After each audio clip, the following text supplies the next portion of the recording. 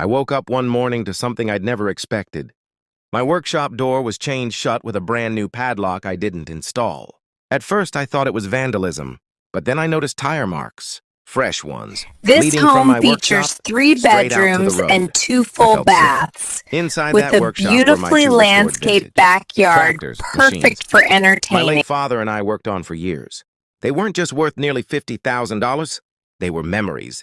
I called the police. They told me something I didn't want to hear. If there's no forced entry, it might be a civil matter. That's when it clicked. My neighbor, the same guy who'd argued with me for months about property lines and wanted access to my workshop, had been snooping for weeks. But what he didn't know was that I had installed a silent wildlife camera inside the rafters to catch raccoons that kept sneaking in. And that camera, it saw everything. At exactly 5:42 a.m., he drove up with a flatbed trailer, cut the back fence, and rolled my tractors out like he owned them. He even smiled at the camera.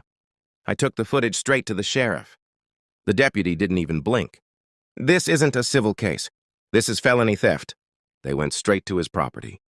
Not only were both tractors sitting in his yard, he was halfway through repainting them to hide the serial numbers. He was arrested on the spot. But the real justice came later. He tried to claim it was a misunderstanding. But the judge watched the footage twice, and then hit him with felony grand theft, trespassing, tampering with property, restitution plus fines, and a restraining order.